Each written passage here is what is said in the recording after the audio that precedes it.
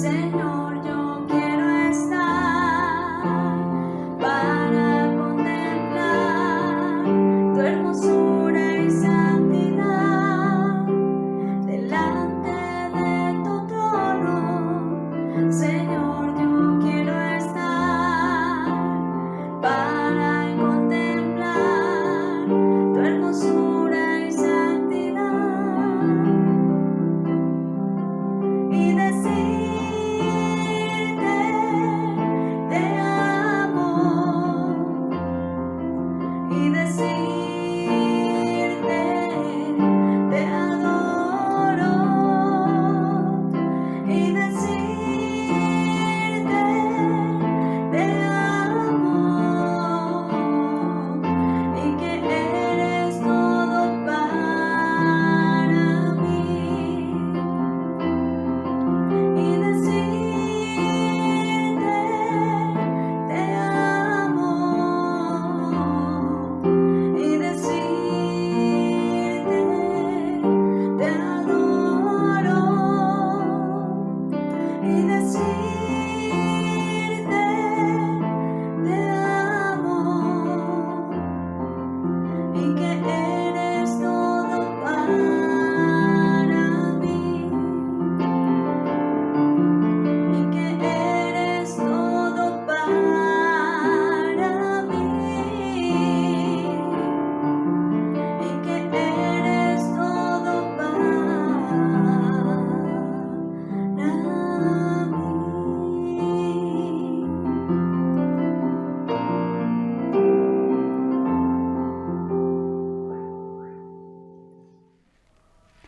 Cantemos con gozo al Señor, aclamemos con júbilo a la roca de nuestra salvación. Vengamos ante su presencia con acción de gracias, aclamemos con salmos, porque Dios grande es el Señor y Rey grande sobre todos los dioses. Así es, amado Señor, y estamos dándote gracias, porque tú, Señor, eres el Dios de nuestra salvación. Gracias porque nos das la oportunidad de reunirnos nuevamente en torno a ti, porque sabemos que como un padre se compadece de sus hijos, así tú, Señor, hoy te compadeces de todos los que tememos a tu nombre. Por eso en este momento le decimos a nuestra alma que bendiga todo tu santo nombre. Hoy le decimos a nuestra alma que no olvide ninguno de tus beneficios, porque tú, oh Señor, nos has coronado de bienes y de misericordias. Por eso, cómo no aclamarte, cómo no glorificarte y honrar tu santo nombre. Hoy te damos la bienvenida, Señor, a cada uno de nuestros corazones y te pedimos que te muevas con poder en el nombre poderoso de Jesús.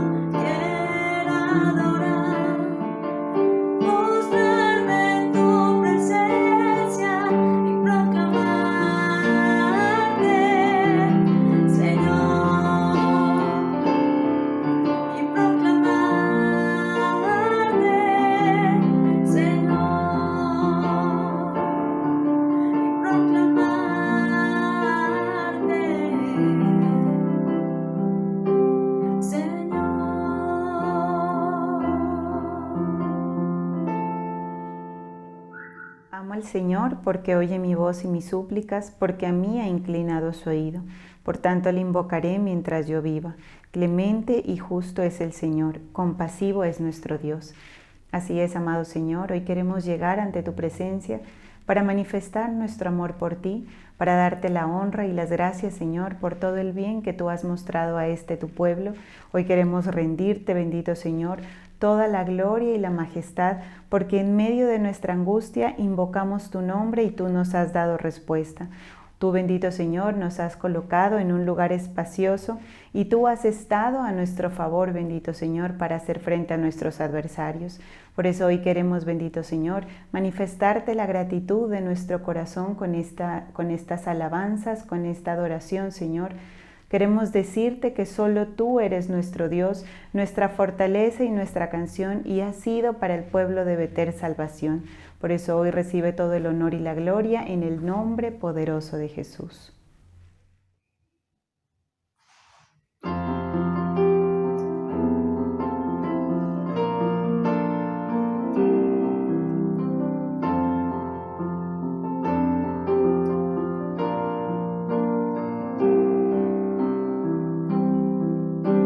A ti, Jesús, cantamos hoy solo a ti. A ti, Jesús, cantamos hoy solo a ti. Levantamos nuestras voces y nuestras manos como ofrenda de amor. Recibe hoy nuestra ofrenda de amor.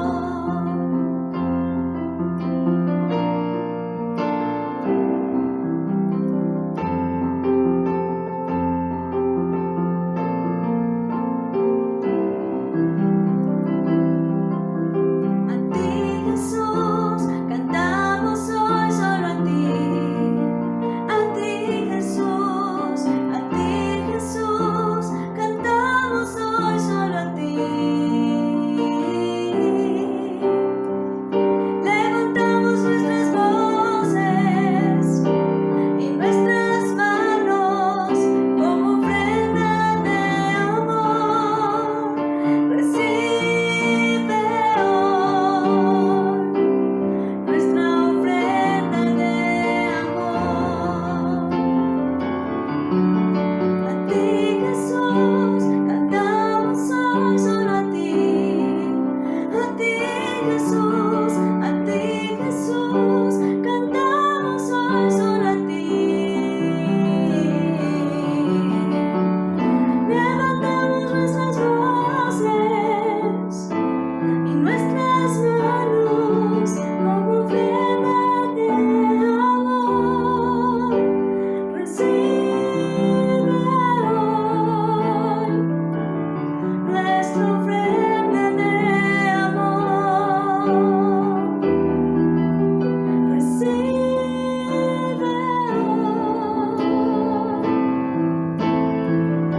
hoy nuestra ofrenda de amor. Recibe hoy nuestra ofrenda de amor.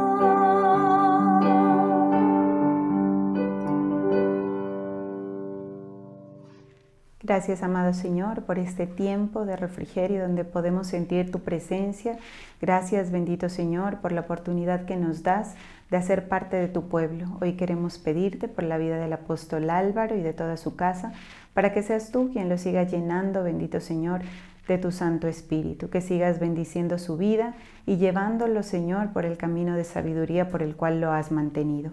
Asimismo, hoy te pedimos por la vida del pastor Leonardo, para que lo uses con poder, para que esta palabra, Señor, toque nuestros corazones y que confiemos cada día más en ti con todo nuestro corazón y no nos apoyemos en nuestro propio entendimiento. Hoy te pedimos que obres en el nombre poderoso de Jesús. Gloria a Dios.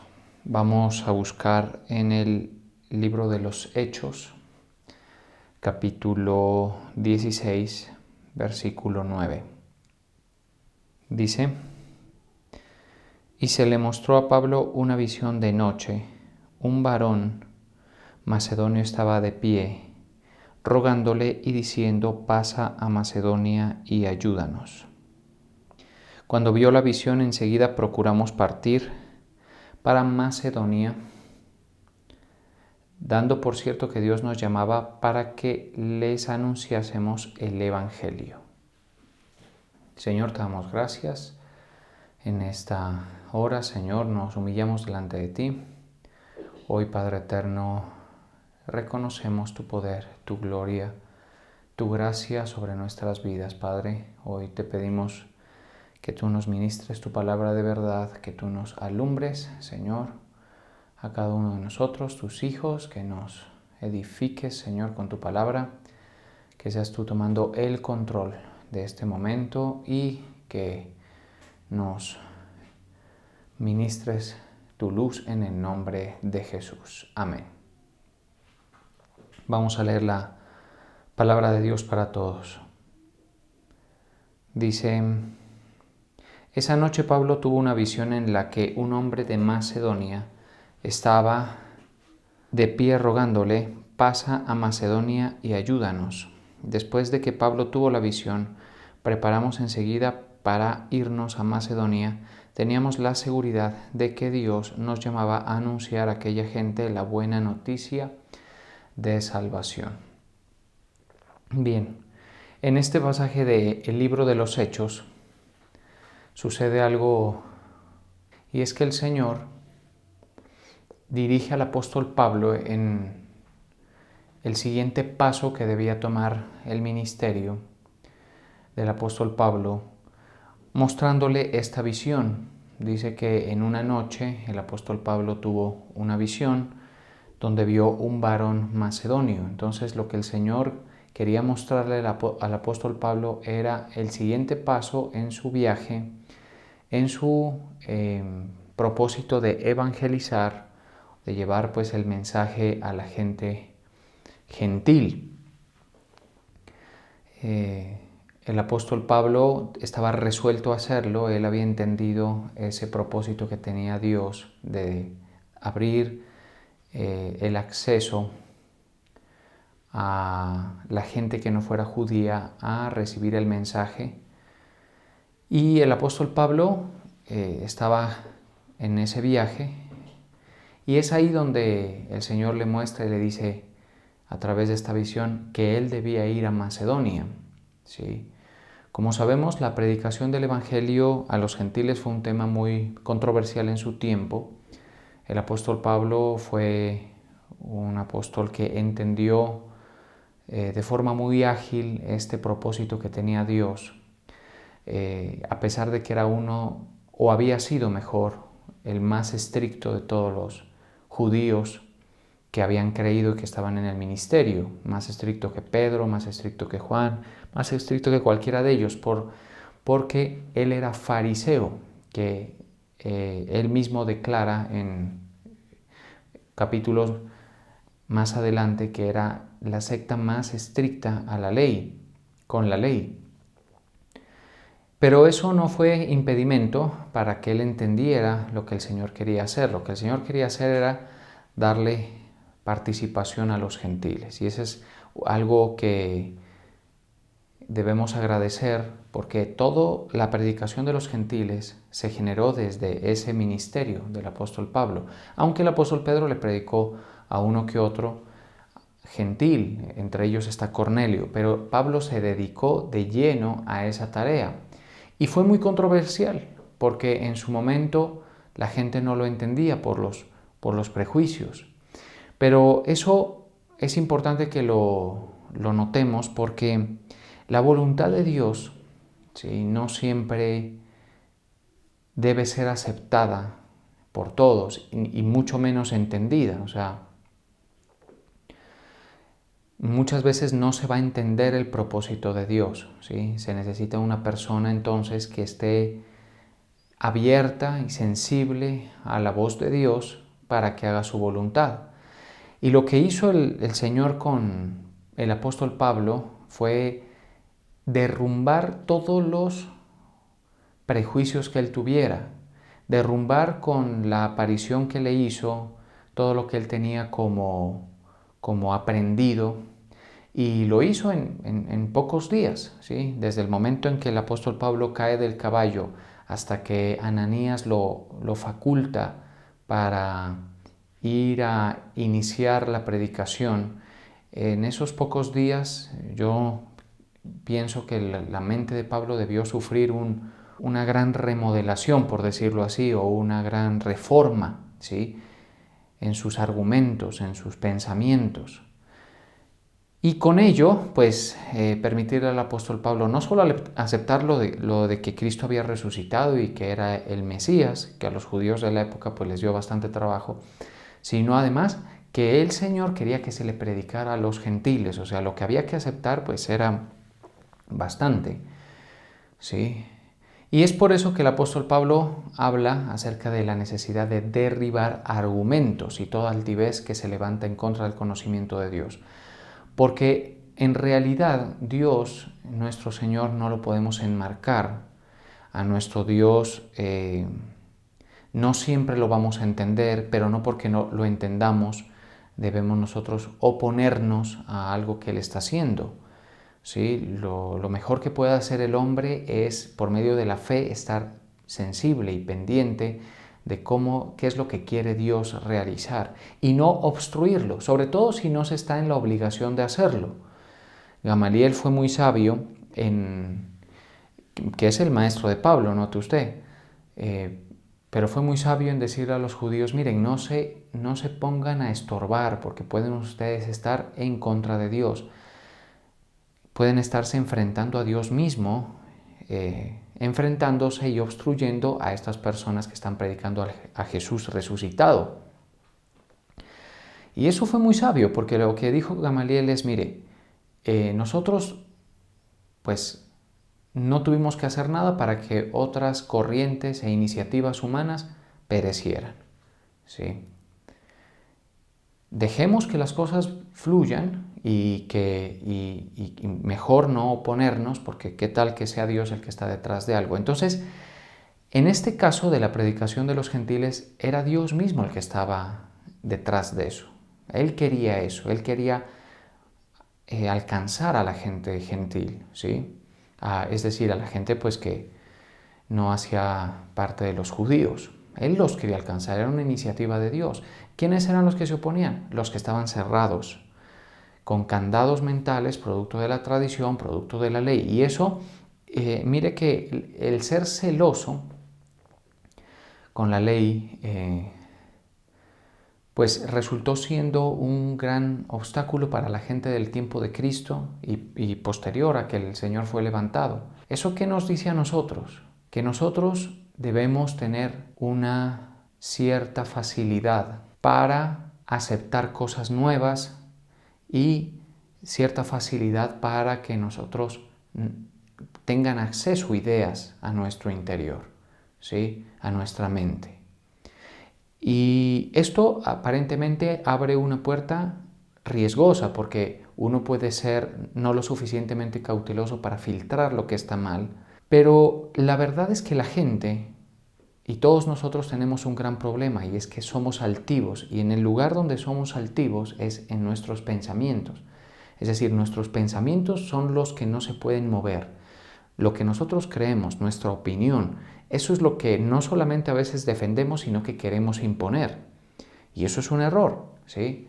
Eso es un error máxime cuando se trata de relacionarse con Dios. Pero en general, es decir, el hecho de que seamos accesibles, es decir, que podamos darle paso a una idea sin necesidad de que la vamos a aceptar, ¿sí? Pues realmente resulta siendo algo bueno y para eso necesita uno que despojarse del orgullo. El orgullo es lo que hace que uno tenga los pensamientos como en un trono, como en un sitio alto, ¿sí? Y que sean imposibles de modificar. ¿Sí? Y eso es algo que le jugó una muy mala pasada a la gente que se relacionó con Jesús. El orgullo de ser gente con doctrina, de ser gente con conocimiento. Y eso, mire, evita que la gente aprenda cosas nuevas y evita que nosotros, o sea, nos saboteamos a nosotros mismos cuando dejamos de ser enseñables, ¿sí? Pero el Señor, lógicamente, con el apóstol Pablo tuvo un trato especial y le dio bastante duro ahí, como quien dice, al tallo de sus convicciones. Le dio tan duro que le desmoronó todo y en esa condición Pablo estaba preparado para poder obedecer a Dios. ¿Sí?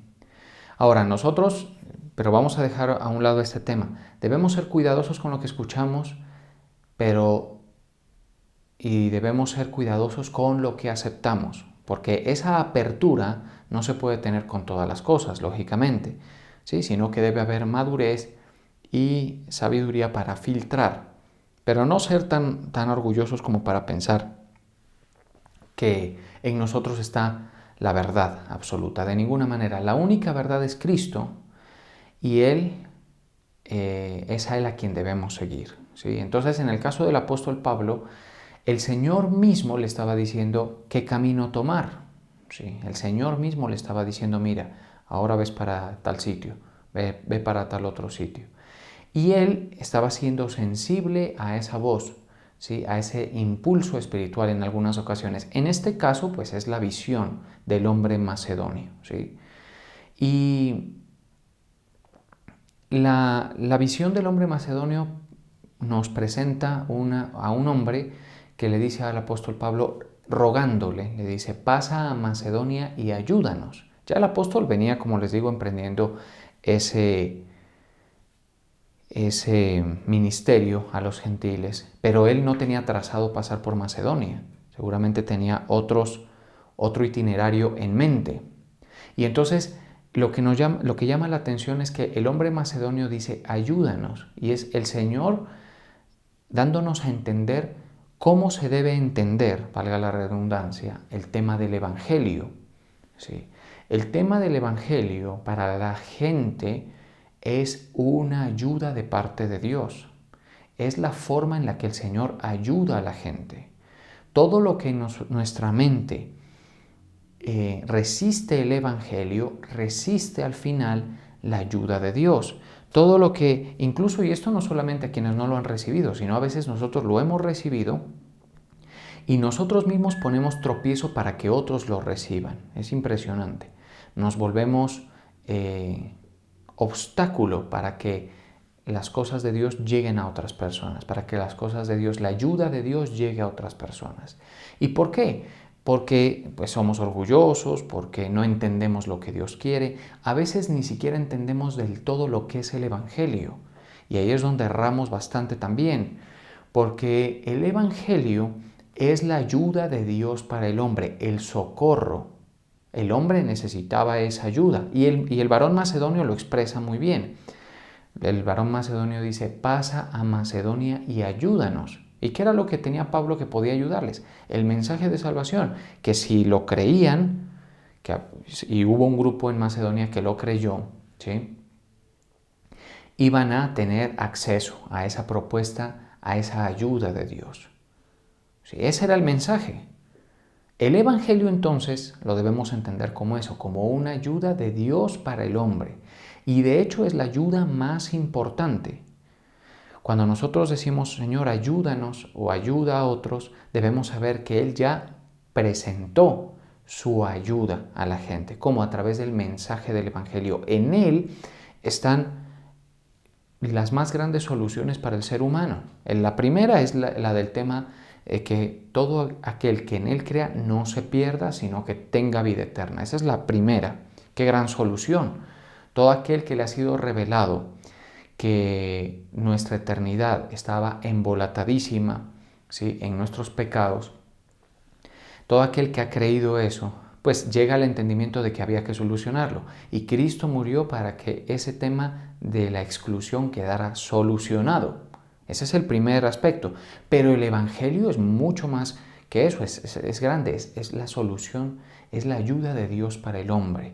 Y es poderoso. Por eso el apóstol Pablo decía, no me avergüenzo del Evangelio porque es poder de Dios para salvación. Al judío primeramente y también al griego, ¿sí? Entonces, mire lo que es la salvación. Pero nosotros a veces, y esa es una de las cosas que tenemos, no entendemos que el Evangelio es una ayuda de Dios para nosotros, para el mundo perdido, ¿sí? Es una información que de ser recibida nos libra de la ira venidera, porque nosotros éramos hijos de ira. Hasta el momento en que creemos en el Evangelio de nuestro Señor, éramos hijos de ira. El varón macedonio le dice a Pablo, ayúdanos. Entonces, ¿qué hizo el Señor cuando nos presentó el Evangelio a cada uno de nosotros? Nos ayudó, ¿sí? Esa es la ayuda, ese es el socorro del Señor. Nos ayudó a encontrar el camino, nos ayudó a salir de la potestad de Satanás, de liberarnos de eso. Nos ayudó a tener acceso con el reino, a tener una relación con el Padre que estaba rota por siglos. Y nosotros tenemos la dicha, el privilegio de ser una generación que ha recibido ese regalo, ¿sí? Esa ayuda del Señor. En el lugar donde el Evangelio se predica, y cuando digo el Evangelio es el Evangelio de Cristo que está en las Sagradas Escrituras y que enseñaron los apóstoles del primer siglo, ¿sí? Con sus verdades y con la base doctrinal que éste tiene. ¿Sí? Quienes hemos recibido el Evangelio estamos siendo ayudados por Dios, ¿sí? Mire, las naciones que han recibido el Evangelio y que han sido accesibles al Evangelio del Señor Jesucristo, no a religiones contaminadas y prácticas supersticiosas, no, al Evangelio han recibido la ayuda de Dios, ¿sí?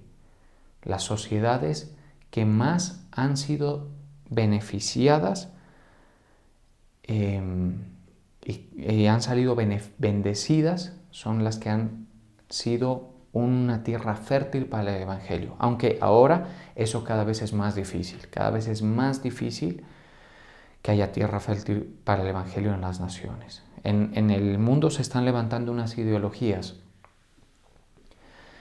que quieren ahogar y extinguir el Evangelio de Cristo y su propuesta para el hombre. Todos los pensamientos progresistas, todos los pensamientos que se dicen ser para avanzar o que se presentan con la fachada de que son para avanzar, para dar más libertad, para fortalecer la democracia, para fortalecer las libertades, son contrarios completamente al Evangelio de nuestro Señor, ¿sí?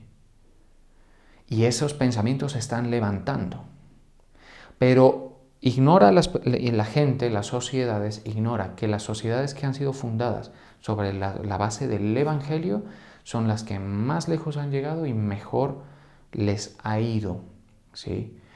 Pero bueno, eso es algo que es terrenal, porque el Evangelio puede traer beneficios a nuestra vida que se manifiesten sin duda en la esfera terrenal. Pero el beneficio más grande es, insisto, la vida eterna.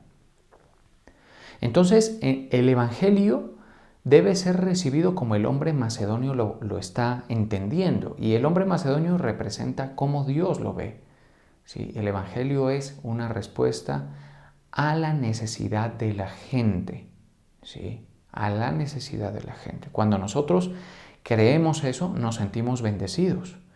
Y con el Evangelio, ¿sí? Cuando la gente recibe el Evangelio, recibe esa restauración, esa vida, esa manifestación espiritual del reino de la luz de parte de nuestro Dios. Y es por eso que vemos que la gente le mejora la vida, le mejora su experiencia, ¿sí? Es libre de cadenas, es libre de ataduras, sale de la confusión, sale de las tinieblas. Todo eso sucede, ¿sí? Ahora, si alguien entre nosotros dice, pero a mí el Evangelio se me presentó y estaba todo muy bien, pero se me ha ido complicando.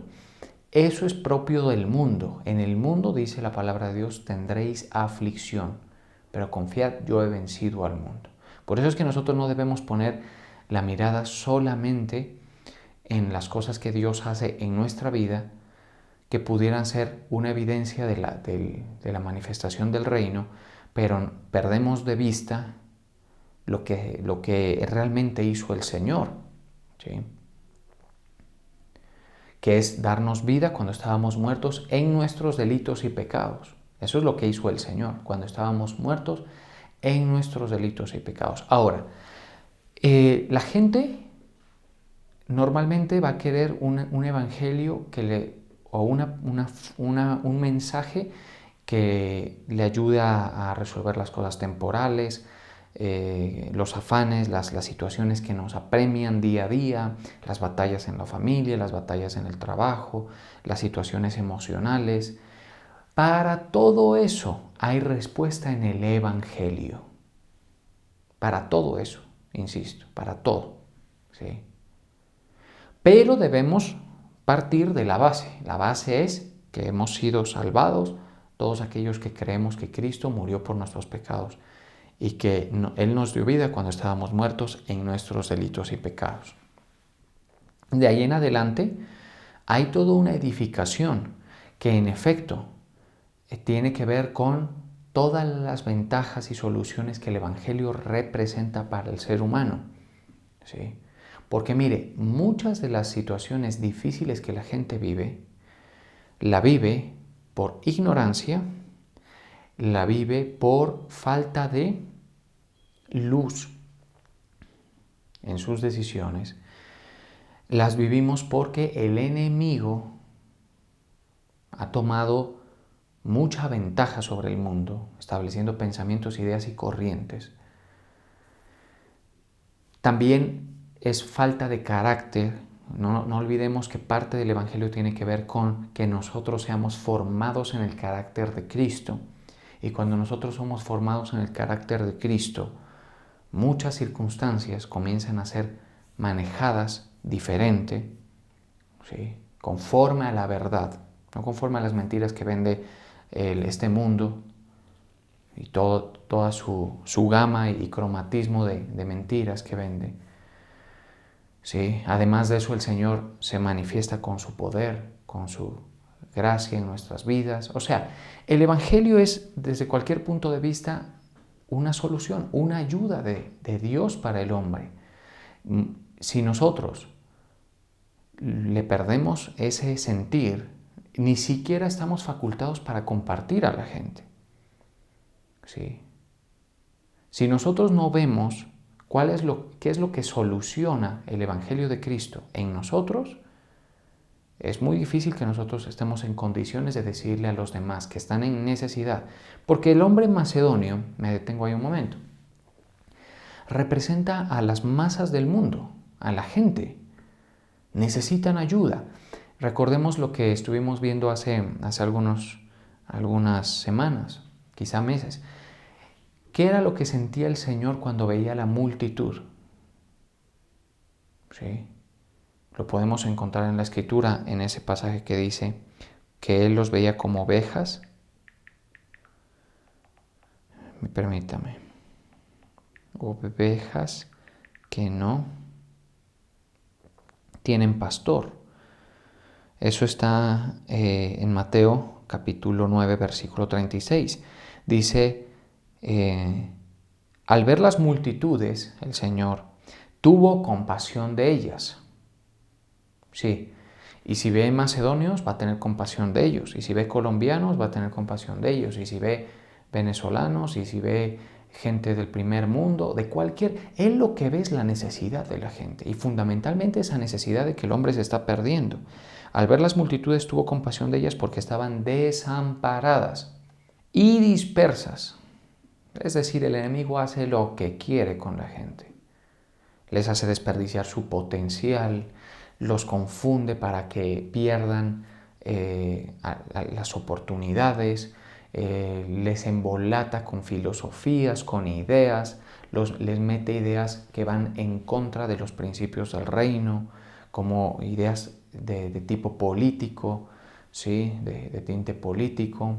Les mete unos golazos que incluso atentan contra su propia naturaleza. ¿Sí? El enemigo en su actuar siembra corrientes, pensamientos, pone a unos a pelear contra otros, pone a otros a vivir en vidas que son un desperdicio total. ¿Sí? A otros les dice que Dios no existe y se lo creen, ¿sí? A otros les dice que la vida después de la muerte no existe y se lo creen, o quizás es la única idea que han recibido y así los tiene. A otros, como hay una parte en nosotros que nos hace ser conscientes de este tema espiritual y eterno, porque dice Eclesiastés que Él puso la eternidad en nuestros corazones, a pesar de que el hombre no puede entender los tiempos y todo, Él puso la eternidad en nuestros corazones. Como hay esa situación, a otros los ha puesto a practicar rituales, religiones y a creer cosas que nada tienen que ver con la verdad, ¿sí? Y así los mete a la gente, a las naciones, las perjudica, ¿sí? Va metiendo. Eso es lo que hace el enemigo en su operación de destrucción de la obra de la creación de Dios. Porque note usted que dice la palabra de Dios que el maligno, el diablo, vino para matar, robar y destruir.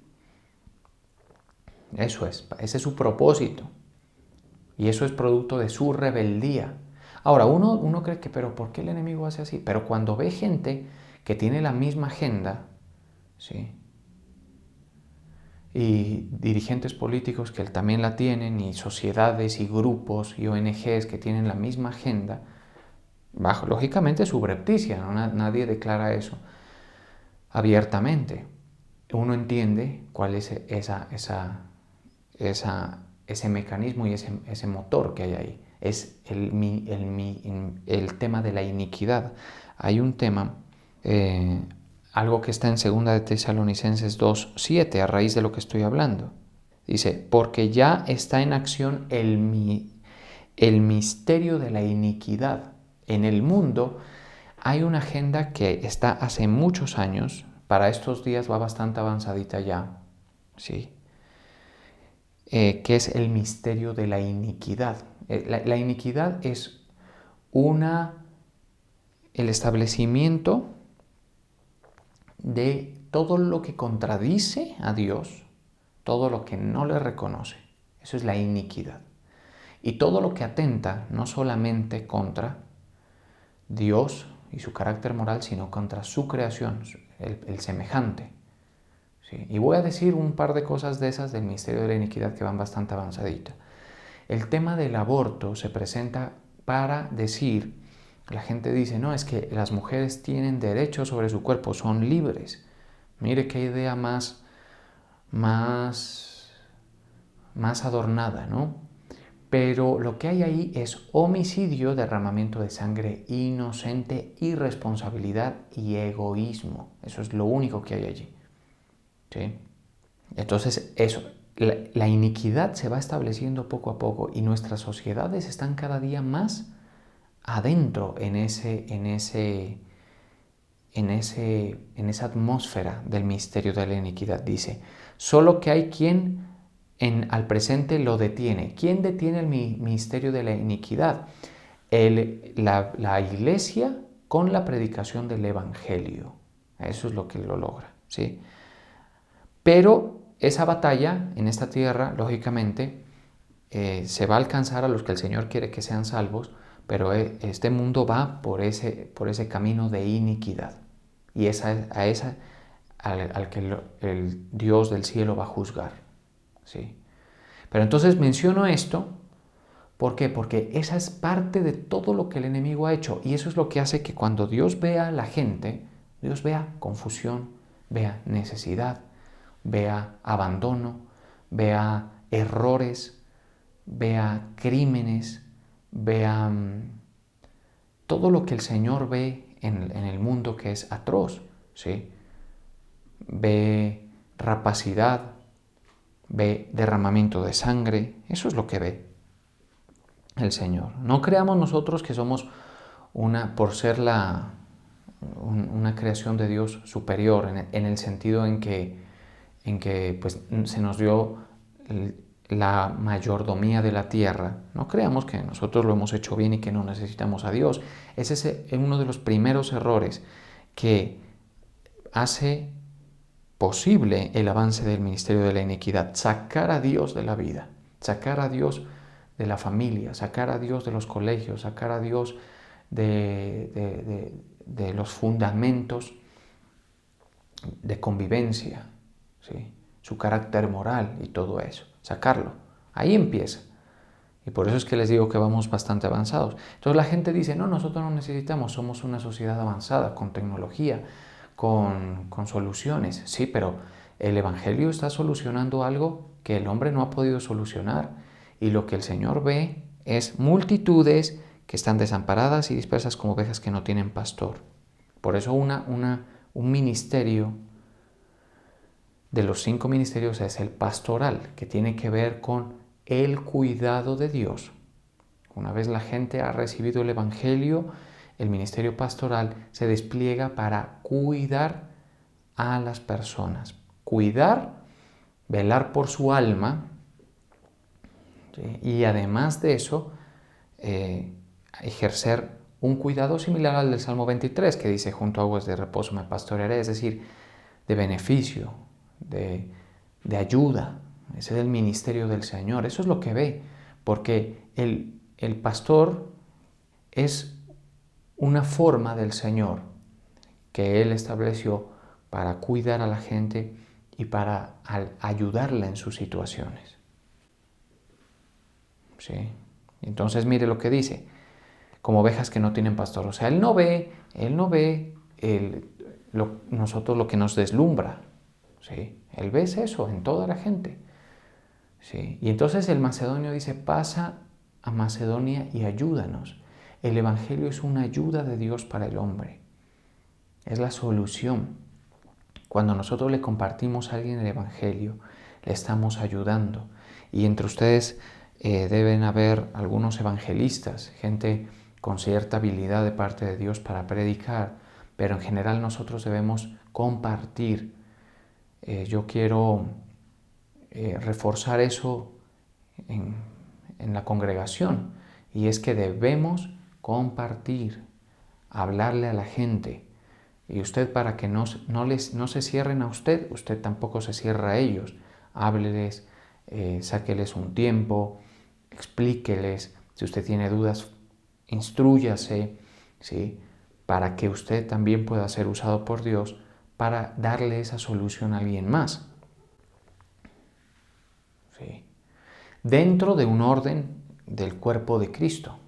Dentro del orden del cuerpo de Cristo. Ahora bien, la cosa es que nosotros, a veces el enemigo nos quiere hacer perder la idea de que hemos recibido o hemos sido beneficiarios de esa ayuda. Lo hemos sido.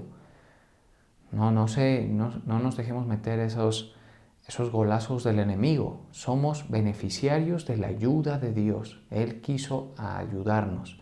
Él quiso darnos una solución. Y mire, en estas fechas pues decembrinas que ya están a punto de terminar, si algo debemos fortalecer es eso, porque la gente se mete en el ritual, en un ritual que nada tiene que ver con el Evangelio, que es la celebración de la Navidad, con la idea de que nació Jesús, ¿cierto? Y está muy bien, pero eso es heredado, esas son costumbres heredadas, pero esas no son realmente evidencias de fe, de ninguna manera. ¿Sí? Por eso la Navidad se ha vuelto un tema comercial, consumista y una oportunidad para la gente para la disolución y hacer todo menos lo que honre el nacimiento, vida, ministerio, muerte y resurrección de Cristo. ¿Sí? La Navidad es una cortina de humo, ¿sí? Que nos hace sentir todo que es felicidad, todo que es alegría, todo que es bonito, todo que es... Pero detrás los problemas siguen, detrás las necesidades siguen. A veces estas fechas lo único que hacen es maquillar y lo que hacen es que la gente incurra en más y más errores. Por eso nosotros debemos tener claro qué hizo Cristo, qué es lo que hizo y qué es lo que debe ser predicado. ¿Sí? Por eso el apóstol Pablo, después de que tenía la visión, dice, cuando vio la visión, enseguida procuramos partir para Macedonia, dando por cierto que Dios nos llamaba a que les anunciásemos el Evangelio. El Evangelio debe ser predicado con sus fundamentos doctrinales para que la gente que crea y que Dios le dé oídos y que las personas que acepten su mensaje sean salvas y salgan de lo que el enemigo ha establecido en sus vidas. Mire, quisiera leer Hechos 26, 17, que es un verso famoso que siempre me gusta citar. Desde el 16, en Hechos 26, 16, dice, pero levántate y ponte sobre tus pies. Dice, el apóstol Pablo le está contando a un rey, a un gobernante, a un distinguido personaje llamado Agripa, ¿sí?, acerca de su conversión y de por qué está predicando a Jesús resucitado. Dice, pero levántate y ponte sobre tus pies. Eso fue lo que Dios le dijo a Pablo cuando fue tumbado del caballo. Para esto he aparecido a ti, para ponerte por ministro y testigo de las cosas que has visto y de aquellas en que me apareceré a ti. 17. Liberándote de tu pueblo y de los gentiles a quienes ahora te envío. Mire, todo está relacionado. El macedonio era un gentil a quien Dios quería alcanzar por medio del ministerio del apóstol Pablo. Para que abra sus ojos, eso es el Evangelio, para que abra sus ojos. ¿Por qué? Porque los ojos de la gente están cerrados. Así es la verdad. ¿Sí? Y es tanto que no sabemos distinguir o no sabíamos distinguir y la gente afuera no puede distinguir entre su derecha y su izquierda, entre lo que está bien y lo que está mal. A lo malo llaman bueno y a lo bueno llaman malo. Y al revés, y perjudicándonos cada vez más. Y sobre todo ciegos ante esa necesidad de ser redimidos, de ser salvos, de que nuestra eternidad esté en juego y que si Cristo no interviene, nosotros nada tendríamos que hacer allí. Para que se conviertan de las tinieblas a la luz. ¿Sí? Para eso también hace parte, para que abran los ojos y para que nos convirtamos de las tinieblas a la luz. Nosotros teníamos la forma de las tinieblas. Teníamos la forma, ¿sí?, en los pensamientos, todo. Allí estábamos nosotros nativos en tinieblas. Nosotros somos nativos en tinieblas. Pero el Señor dice para que se conviertan. Ahí es donde cuando la luz nos resplandece, comenzamos a ver, comenzamos a entender las cosas y nos convertimos a la luz. Porque ya somos hijos de luz, recuerda usted, y vamos a habitar con nuestro Padre que está en la luz. Y de la potestad de Satanás a Dios, eso también es para que se conviertan de las tinieblas a la luz y de la potestad de Satanás a Dios. Eso es de los ídolos, de las costumbres y del yugo de Satanás. Por eso es que nuestra vida, cuando el enemigo es retirado de nuestras vidas, se quita ese yugo de las tinieblas y sentimos libertad, sentimos que recuperamos algo que se había perdido, que tal vez no sabíamos ni que teníamos. ¿Sí? Recuperamos, bien.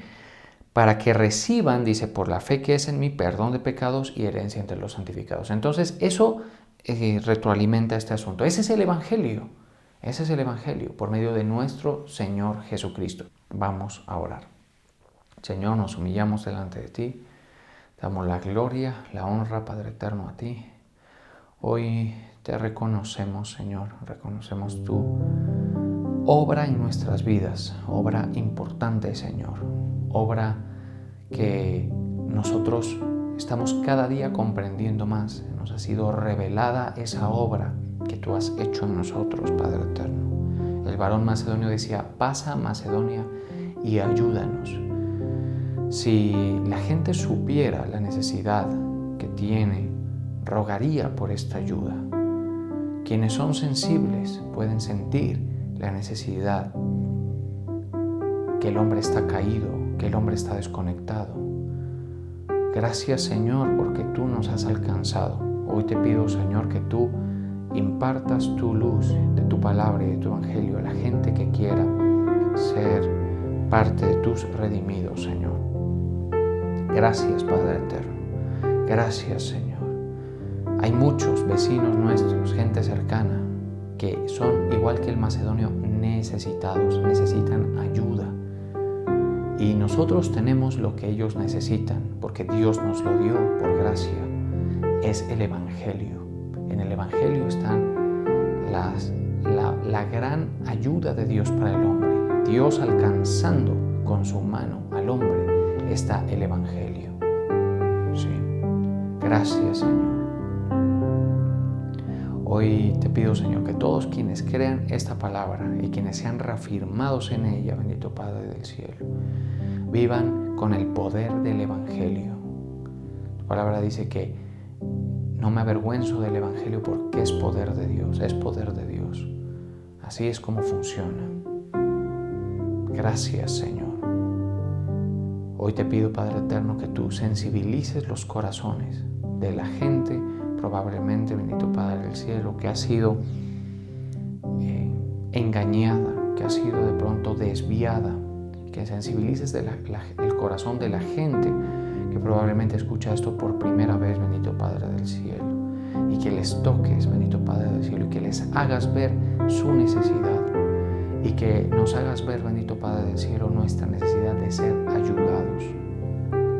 Gracias, Padre eterno. Ministra con tu Espíritu Santo a la gente, bendito Padre del cielo, que pertenece a tu cuerpo, que han creído y han aceptado tu palabra y tu mensaje, Señor. Tu gloria, Padre eterno, manifestada desde los cielos. Gracias, Señor. Hoy reconocemos que somos bendecidos y beneficiados por esa ayuda que tú nos has dado. Hoy permíteme bendecir a cada uno de tus hijos que hacen parte de tu redil, Señor, de tu pueblo. Los bendigo, Padre eterno, con la autoridad que tú me das. Bendigo sus vidas, bendigo, Padre eterno, sus familias. Hoy bendigo, Padre eterno, cada uno de ellos, Señor, en su espíritu, alma y cuerpo, bendito Padre del cielo. Les bendigo en el nombre del Padre, del Hijo y del Espíritu Santo.